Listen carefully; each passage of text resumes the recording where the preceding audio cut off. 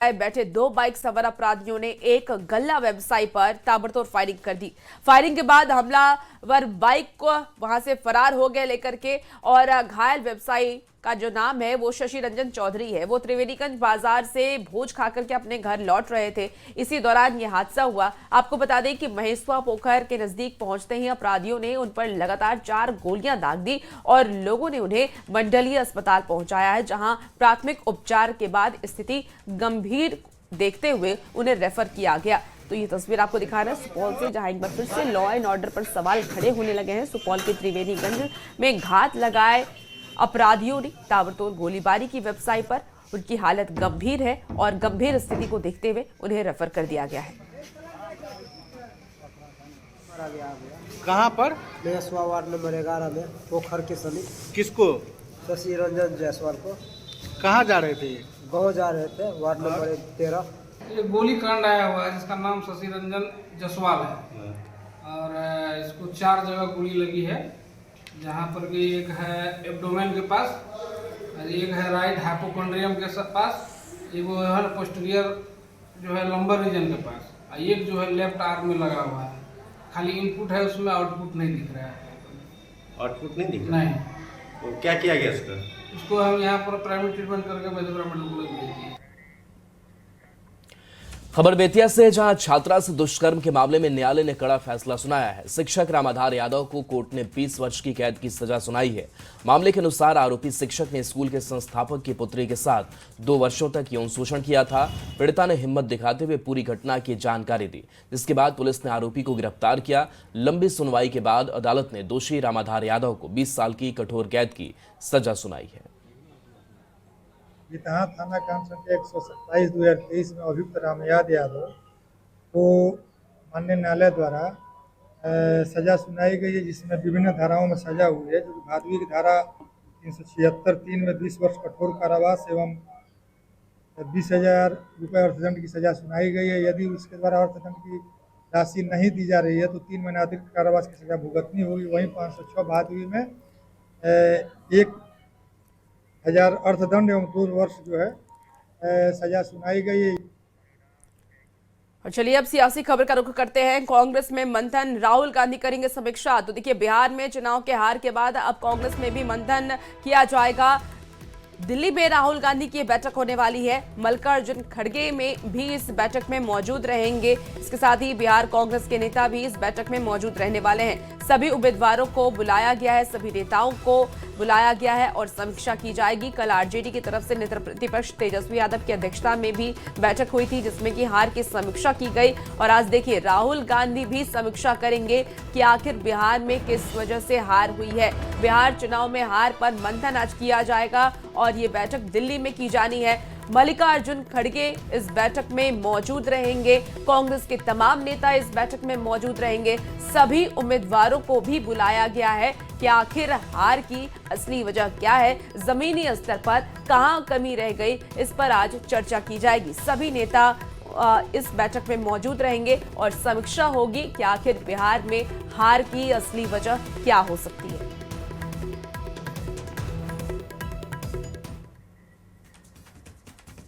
मुजफ्फरपुर के पूर्व सांसद अजय निषाद को आचार संहिता उल्लंघन के एक मामले में कोर्ट से बड़ी राहत मिली है। साल 2019 के लोकसभा चुनाव के दौरान सकरा में आचार संहिता के उल्लंघन मामले में पूर्व एमपी अजय निषाद को विशेष एमपी एमएलए कोर्ट ने बरी कर दिया है।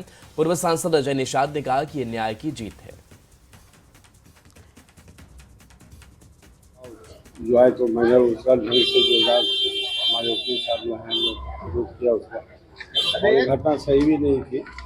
उनको अचानक फंसाया गया था इसमें, तो कोर्ट पे भरोसा है।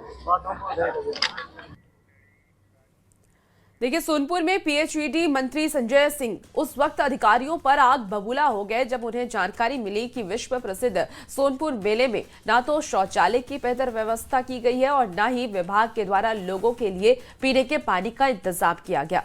सोनपुर मेले में विभाग के स्टॉल का उद्घाटन करने पहुंचे मंत्री ने अधिकारियों को 24 घंटे का अल्टीमेटम देते हुए शौचालय और पानी की व्यवस्था करने के निर्देश दिए। तो कल अपना दायित्व लिए विभाग में मेरे संज्ञान में नहीं था और फिर उन्होंने मुझे बताने का भी काम नहीं किया। लेकिन आपने अगर मुझे बताया है तो निश्चित रूप से मैं इस पर तुरंत संज्ञान ले सकता हूँ। अभी से भी जो व्यवस्था हो सकता है मैं आपको विश्वास दिलाता हूँ कि 24 घंटे के अंदर में मैं अभी आपके सामने बुलाकर उनको बोलूँगा कि 24 घंटे के अंदर में जो भी हो सकता है निश्चित रूप से वो व्यवस्था में करवाने का काम करूँगा। बिहार में पहली बार एईडीओ की बहाली होने वाली है। बीपीएससी की तरफ से आयोजित परीक्षा में आवेदन की संख्या में सारे रिकॉर्ड टूट गए हैं। आयोग को भी अंदाजा नहीं था कि आवेदकों की संख्या इतनी होगी कि अब तक के सभी रिकॉर्ड टूट जाएंगे। आयोग के परीक्षा नियंत्रक राजेश कुमार से न्यूज 18 से बातचीत में कहा कि एईडीओ के लिए 9,80,000 फॉर्म भरे गए हैं, जो कि अब तक का सबसे बड़ा रिकॉर्ड है। परीक्षा नियंत्रक की माने तो जनवरी में एईडीओ की परीक्षा ली जाएगी। वहीं उन्होंने टीआरई 4 के विज्ञापन और परीक्षा को लेकर भी जानकारी देते हुए कहा कि अब तक विभाग की तरफ से अधियाचना नहीं मिली है। बीपीएससी के परीक्षा नियंत्रक राजेश कुमार सिंह से एक्सक्लूसिव बातचीत की हमारे संवाददाता रजनीश कुमार ने। एजुकेशन डेवलपमेंट ऑफिसर यानी एईडीओ की परीक्षा को लेकर बीपीएससी लगातार तैयारी में जुटा हुआ है। किस प्रकार की तैयारी चल रही है और कितने आवेदन जमा हुए हैं, सीधी बातचीत करेंगे। हमारे साथ बीपीएससी के कंट्रोलर राजेश कुमार सिंह हैं। क्या लग रहा है सर, चूंकि कहा जा रहा है कि बहुत बड़ी संख्या में इस बार फॉर्म जो है जमा हुआ? हाँ, आप सही कर रहे हैं। 9,80,000 फॉर्म जमा हुए हैं। किसी एग्ज़ाम में इसके पहले बीपीएससी में इतनी संख्या में फॉर्म नहीं जमा हुए थे। दिसंबर के प्रथम सप्ताह में आयोग की बैठक होने वाली है, जिसमें निर्णय लिया जाएगा कि इस परीक्षा को किस प्रकार से संचालित किया जाए।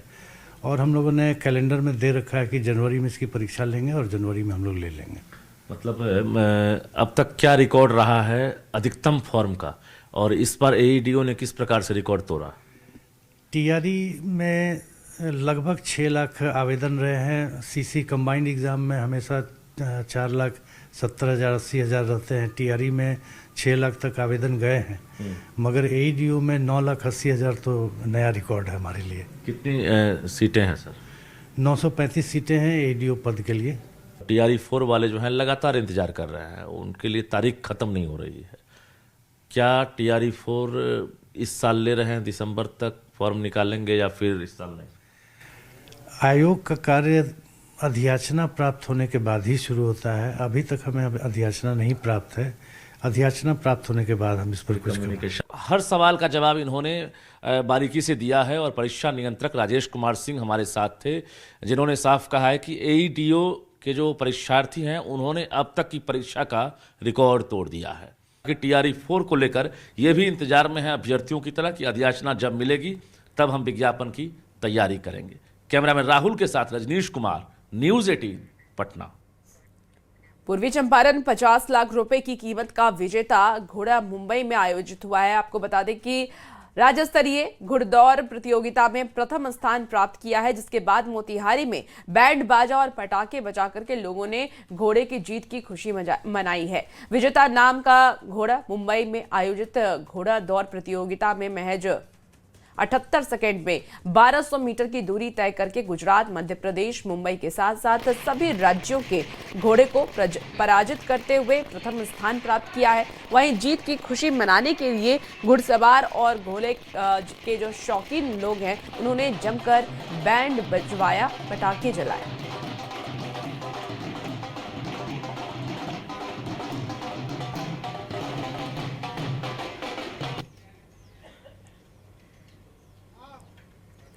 तो देखिए, विजेता घोड़ा ने सबको पछाड़ दिया है। पूर्वी चंपारण का ये घोड़ा है और आपको बता दें कि 78 सेकेंड में उन्होंने 1200 किलोमीटर का जो रेस था उसमें प्रथम स्थान घोड़े ने हासिल किया। अब लोगों ने खुशी जाहिर की है। साल भी घोड़ा विजेता था वहाँ पर, इस साल भी अपना पावर दिखाते हुए हर स्टेट का घोड़ा, जिसमें एमपी, महाराष्ट्र, गुजरात, यूपी, हर जिले के स्टेट के घोड़े थे, हर घोड़े को मार दिखा के अपना पहला स्थान प्राप्त किया। मालिक सैयद फरहान अहमद। पहले भी कितना दूरी तय किया, कितने कम समय में? ये लगभग 78 सेकेंड में ये 1200 मीटर घुमा। 4 राउंड का गेम था। पहले सेमीफाइनल होता है 4 राउंड का, उसके बाद फाइनल होता है। 80 घोड़े को मार दिया। और WPL से जुड़ी बड़ी खबर, जहां इसके लिए नीलामी को लेकर के खबर है। WPL का चौथा सीजन महिला खिलाड़ियों की नीलामी की जाएगी। दिल्ली में दोपहर 3:30 से नीलामी होगी। महिला खिलाड़ियों की किस्मत चमकेगी। तो देश विदेश के कुल 277 प्लेयर्स इसमें हिस्सा लेंगे। 5 टीम के लिए नीलामी की जाएगी। कई भारतीय खिलाड़ी भी इसमें शामिल होंगी। तो महिला खिलाड़ियों के लिए बड़ा दिन और विमेंस प्रीमियर लीग का ये चौथा सीजन और देश विदेश के कुल 277 महिला खिलाड़ी जो हिस्सा होंगी इस WPL का 5 टीम के लिए नीलामी होगी।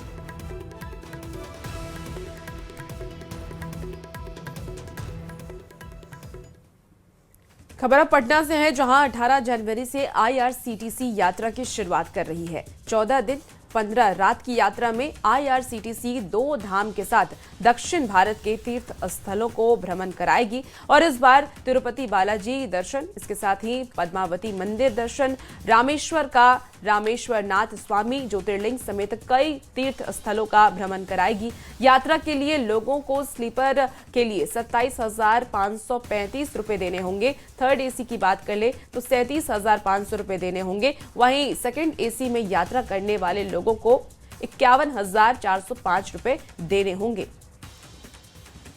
तो 18 जनवरी से देखिए IRCTC यात्रा की शुरुआत कर रही है।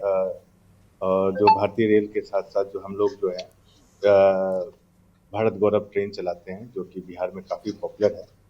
और इसी कड़ी में इस बार भी हम लोग जो है भारत गौरव ट्रेन जो हम चला रहे हैं, जो 18 जनवरी को चलेगा, ये 14 रात और 15 दिन का प्रोग्राम है।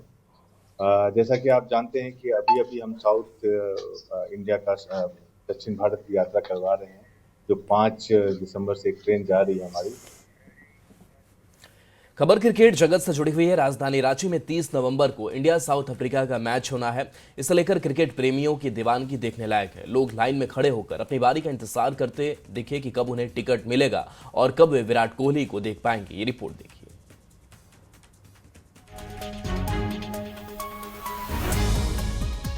राजधानी रांची के धुरवा स्थित JSCA स्टेडियम में 30 नवंबर को भारत और साउथ अफ्रीका के बीच होने वाले वनडे मुकाबले को लेकर शहर में क्रिकेट का जुनून इन दिनों चरम पर है। मैच का रोमांच अभी शुरू भी नहीं हुआ है, लेकिन रांची की सड़कों पर एक अलग ही उत्साह दिखाई दे रहा है। टिकट काउंटर के बाहर का माहौल भी किसी बड़े त्योहार जैसा दिख रहा है। सैकड़ों युवा, बुजुर्ग और बच्चे घंटों पहले टिकट काउंटर पर पहुंच गए ताकि वे इस हाई वोल्टेज मुकाबले को लाइव देखने का मौका न चूक जाएं। जिस देश में क्रिकेट धर्म बन चुका हो, वहां मैच देखने को लेकर, टिकट कटाने को लेकर दीवानगी ऐसे ही नजर आती है। हम इस समय राजधानी रांची के JSCA क्रिकेट स्टेडियम के बाहर में हैं, जहां देख सकते हैं कि टिकट काउंटर पर कल शाम 5 बजे से लोगों की भीड़ उमड़ी है और लोग लगातार जो है इस उम्मीद में यहाँ कतार में खड़े हैं कि उन्हें टिकट मिलेगा। दूर दूर से, दूसरे राज्यों से लोग पहुंचे हैं। क्रिकेट फैंस की दीवानगी ऐसी है कि यहाँ त्रिपुरा से भी लोग पहुंचे हैं। कहाँ से आई हैं आप? हम त्रिपुरा से आए हैं। त्रिपुरा से सिर्फ मैच देखने के लिए? हाँ, ऐसी मैच को लेकर दीवानगी क्यों? क्रिकेट देखने के लिए अच्छे लगते हैं क्रिकेट। अच्छा लगता है। रांची के अलावा बोकारो और दूसरे जिलों से बड़ी संख्या में दिव्यांग फैंस भी टिकट के लिए काउंटर पर पहुंचे। उनकी माने तो क्रिकेट को लेकर उनकी दीवानगी ने उन्हें स्टेडियम तक खींचा है। हम देखेंगे और मेरा घरवाली देखेगा। क्या बात है, कहाँ से आए हैं? यही रांची थेसर कोटा से। सुबह सुबह दिक्कत नहीं हो गया आप?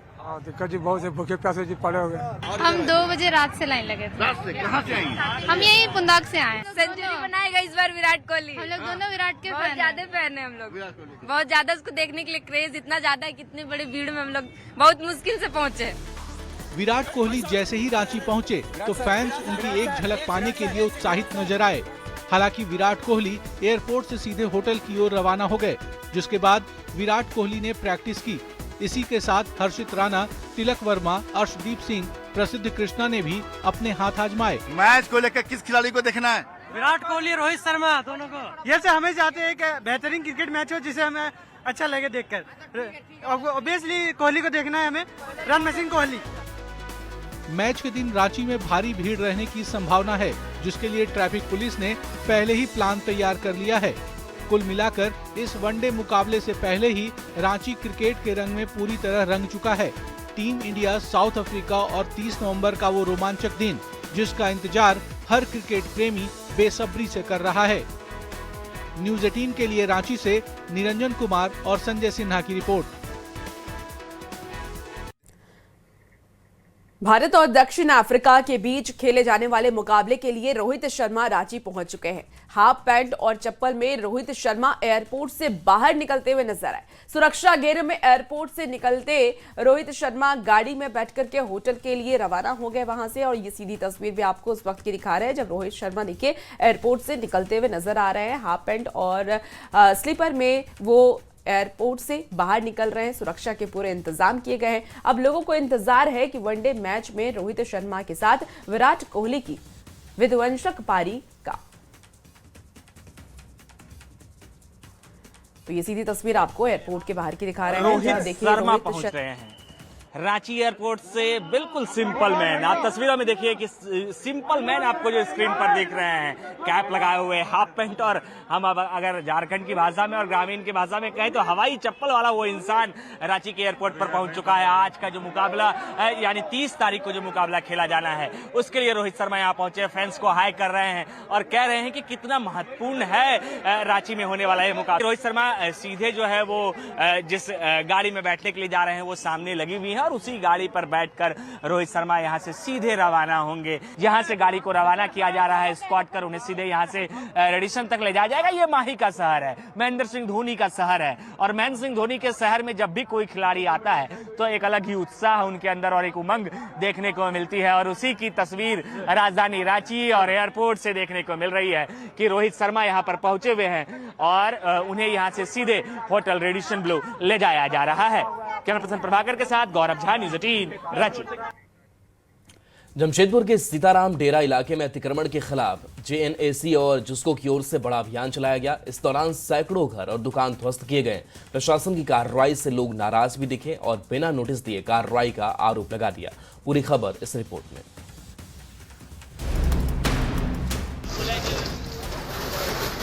जहां तक नजर जाए टूटे घर में दबे सामान,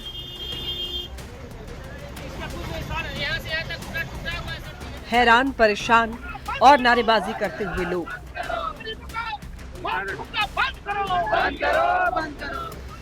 ये नजारा है जमशेदपुर का, जहां सीताराम डेरा थाना क्षेत्र के भुइयाडी मेन रोड में अतिक्रमण हटाओ अभियान चलाया गया। इस दौरान सड़क किनारे बनी झोपड़ीनुमा घर और दुकानों को जमींदोज किया गया। जेएनएसी और जुस्को प्रबंधन की इस कार्रवाई से अतिक्रमणकारियों में हड़कंप मचा रहा। करीब 6 घंटे तक चले अभियान में 10 जेसीबी की सहायता से सैकड़ों घर, दुकान और होटल ध्वस्त किए गए। अभियान की जद में आए लोगों की एक ही शिकायत थी, अतिक्रमण हटाने से पहले चेतावनी क्यों नहीं दी गई। टाटा कंपनी से भी जो गरीब आदमी है हर जगह टूटा है, मिलता है, बसाया ज्यादातर, लेकिन हम लोग मांग कर रहे हैं कि जिस तरह गरीब दुखी का जितना दुकान तोड़ा गया उसको कहीं ना कहीं बसाया जाए। कुछ नोटिस नहीं, कुछ नहीं, खाली आके बोलता है हटाइए, तोड़ दीजिए। हम लोग रोकने जा रहे, हम लोग डंडा पुलिस भगा दिया, तोड़ दिए, चले गया, सब उसी में डैमेज कर दिया। जिस तरह से जेसीबी चला है, अगर वो गैस सिलेंडर ब्लास्ट होता फिर क्या होता सर? लोग ये संज्ञान में आना चाहिए मेरे अनुसार कि बिना किसी सूचना के कोई भी डिमोलिस्टेशन ना हो। इस अभियान के पीछे की वजह हाईकोर्ट की कड़ी फटकार रही। जेएनएसी की अगर माने तो इस अभियान का मकसद सड़क चौड़ीकरण करना है। वहीं लोगों के विरोध को मौके पर मौजूद पुलिस अधिकारियों ने खारिज कर दिया।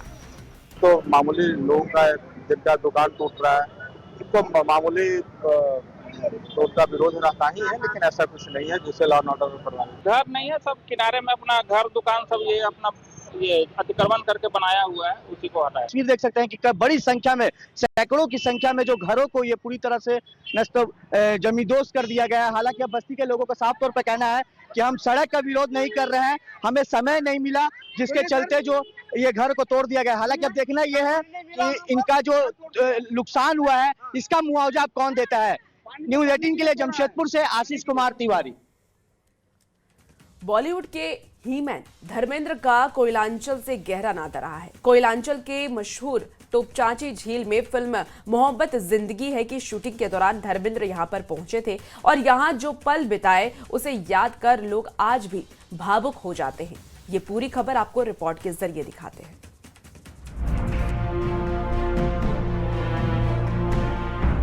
बॉलीवुड में हीमैन और गरम धर्म के नाम से मशहूर अभिनेता धर्मेंद्र अब हमारे बीच नहीं है। लेकिन क्या आपको पता है, धर्मेंद्र का धनबाद से गहरा नाता रहा है। साल 1966 में एक फिल्म आई थी, मोहब्बत जिंदगी है। इस फिल्म की शूटिंग धनबाद के तोपचांची झील में हुई थी।